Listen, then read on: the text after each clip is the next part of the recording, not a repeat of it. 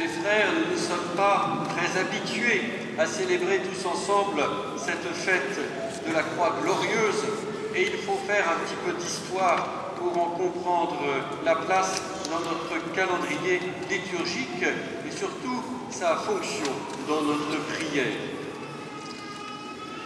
Le Christ meurt sur la croix, un vendredi saint probablement de l'an 30.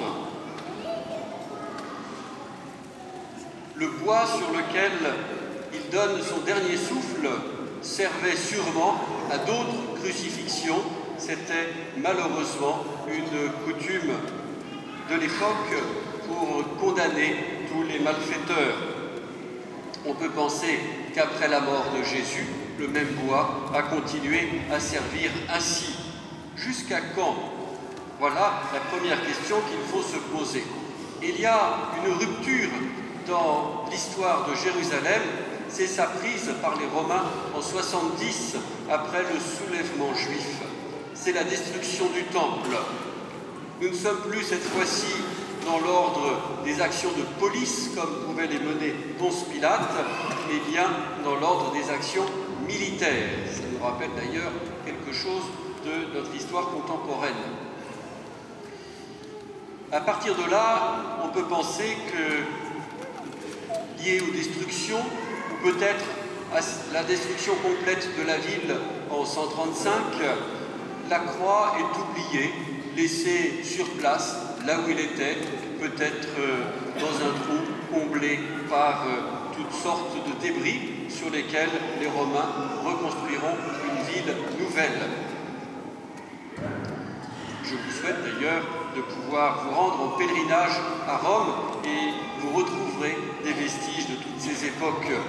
On comprend combien la vie a été mouvementée et combien surtout la rupture de 70 a été un frein très net. Voilà donc ce bois de la croix qui n'avait aucune raison de disparaître avant, qui se retrouve abandonné, enfoui. Dès que l'Empire byzantin s'ouvre au christianisme, Sainte Hélène, la mère de Constantin, se rend à Jérusalem et fouille l'endroit du Saint-Sépulcre, déjà très attachée à pouvoir venir prier là où notre Sauveur a donné sa vie et là où il a manifesté sa résurrection. Sainte Hélène trouve assez rapidement, au pied de ce que l'on pense être le Golgotha, 3 croix. Et vous connaissez, bien entendu, le test du miracle qu'elle a effectué pour savoir si l'une d'entre elles était la croix de Jésus. Et effectivement, la guérison, la résurrection miraculeuse d'un bébé a désigné l'une des 3 croix. Et fait assez intéressant, immédiatement, elle sera remise en place sur le Golgotha, vénérée en même temps que le lieu, l'objet et le lieu, une seule vénération, cet attachement au lieu où Jésus a donné sa vie pour nous. Finalement, à travers cette prière, nous voilà quelques centaines d'années après, au pied de la croix, comme Marie et Saint Jean. Il y a encore quelques péripéties historiques, mais une date sort tout à coup, c'est la consécration de la nouvelle basilique du Saint-Sépulcre. Le 14 septembre, on est au IVe siècle.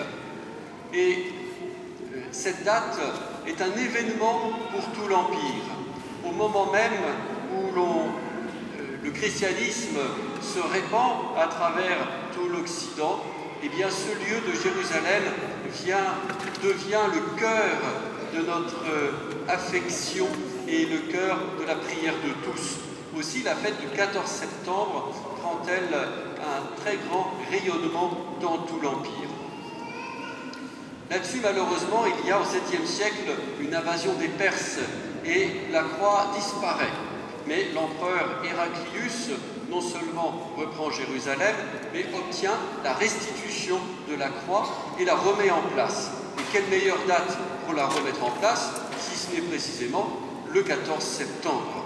Voilà tout à coup cette date mêlée donc à 2 événements.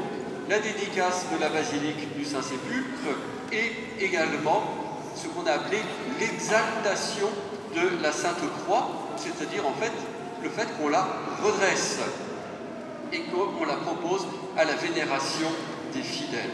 Dès lors, de nombreux pèlerins se pressent, et nous en avons des récits dès le IVe siècle et à travers tous les âges, se pressent à Jérusalem, et parmi les rites qu'ils nous décrivent, eh bien, il y a cette prière au pied de la croix. Certains apportent de l'huile et lui font toucher le bois de la croix et rapportent cela comme une forme de relique. D'autres, un peu plus privilégiés, ont le droit d'emporter quelques copeaux de bois, des toutes petites échardes. Et on voit se répandre dans tout l'Occident ces reliquaires de la Sainte Croix. En particulier, l'un d'entre eux a laissé un souvenir éclatant, c'est celui qui était à Poitiers, arrivé à la fin du 7e siècle, et que le poète Venance Fortuna honora d'une hymne qui est resté très célèbre, le Vexilla Regis. Pour se rapprocher de nous, je voudrais maintenant citer quelqu'un de notre région, un certain et fameux Simon de Montfort, comte d'Évreux. Croisé, il se rend à Jérusalem au début du XIIIe siècle et en revient lui aussi avec deux petites épines de des petites échardes de cette Sainte Croix. Pour les services qu'il avait rendus, on pouvait bien faire cela pour lui. Il les rapporte précieusement et les confie à un monastère, celui des Hautes-Bruyères, sur le territoire actuel de la ville de Coignères. Il faut dire que son père, mon illustre prédécesseur Amaury de Montfort, y était enterré. Et le couvent garde précieusement la relique, arrive à la protéger pendant les guerres de religion jusqu'à la Révolution française. Là, les religieuses sont chassées, le couvent détruit. Elles emportent ce qu'il y a de plus précieux et de plus léger, bien entendu, et dont cette relique de la Sainte Croix. Et elles se cachent dans la ville sans doute la plus proche, mais aussi certainement la plus accueillante. Vous avez reconnu ici Rambouillet. Elles passent là toute la Révolution et, arrivé l'Empire, elles comprennent qu'elles ne pourront pas reconstruire leur monastère ni refonder leur congrégation. Et solennellement, elles offrent cette relique à la paroisse de Rambouillet, qui la conserve donc depuis la Révolution française, depuis un peu plus de 200 ans. Cette relique est ici présentée à votre vénération devant moi, juste devant l'embaut. Il est vrai qu'il faut s'approcher de très près pour apercevoir les deux petites échardes de bois. Heureusement, le reliquaire a une forme de croix suggestive. Vous voyez donc qu'entre la crucifixion de Jésus en l'an 30 et l'an 2014, il y a une histoire ininterrompue et tout à fait documentée. Bien sûr, entre 30 et 70, je ne peux pas tout à fait vous dire le sort qu'a reçu la croix de notre Sauveur, si ce n'est qu'elle a sans doute continué à fonctionner. Mais à partir de Sainte-Hélène, eh bien, son histoire est quasiment parfaitement documentée. Cette relique est donc particulièrement vénérable dans la mesure où depuis quasiment 1000 ans, elle est parmi nous, ici, et que son origine est attestée comme venant de Jérusalem. Maintenant, je ne peux rien vous prouver d'autre. Alors pourquoi la présenter à notre vénération? Eh bien, figurez-vous que cette célébration du 14 septembre en a inspiré une autre. C'est le rite de vénération de la croix durant le Vendredi Saint. Et petit à petit, cette date du 14 septembre a été dépouillée, si j'ose dire, au profit de la liturgie universelle de l'Église. Mais le Vendredi Saint, il n'y a qu'une seule croix présente dans l'Église et il n'est pas question de présenter notre reliquaire. C'est pourquoi il est heureux que nous puissions le faire aujourd'hui et chaque 14 septembre. Ce mystère de la croix nous touche ainsi de deux façons. D'une façon tout à fait glorieuse, c'est pour nous le signe de la résurrection, de l'amour de Dieu. C'est le signe le plus fort des chrétiens, celui qui marque nos prières, celui qui orne nos églises, nos autels, nos maisons. celui que nous portons souvent autour du cou. C'est le signe de l'amour de Dieu pour chacun d'entre nous. C'est donc une victoire, un signe de gloire, mais de gloire aimante, de gloire pacifiante. La paix soit avec vous, dit Jésus ressuscité aux apôtres.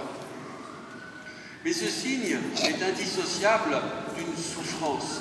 C'était en effet un instrument de torture.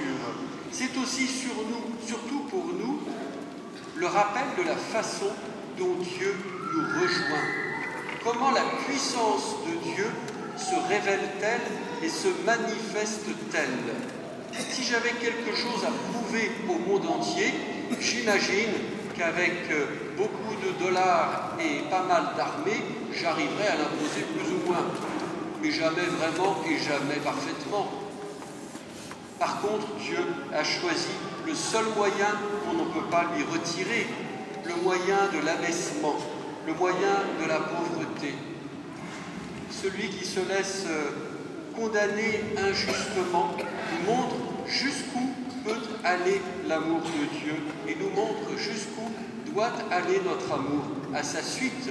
Nous sommes invités, nous aussi, à prendre sa croix et à le suivre. Nous serons donc sur un chemin de gloire si nous empruntons ce chemin d'humilité. À commencer par la vie de notre communauté paroissiale, de notre ville, de l'attention que nous portons les uns pour les autres, de l'attention que nous portons pour les plus pauvres, les plus démunis, du souci que nous avons d'annoncer l'Évangile, non seulement en témoignant de notre foi, mais par l'exemple, mais aussi par la parole, par la prédication, en permettant à nos contemporains d'entendre cette parole et de la vivre.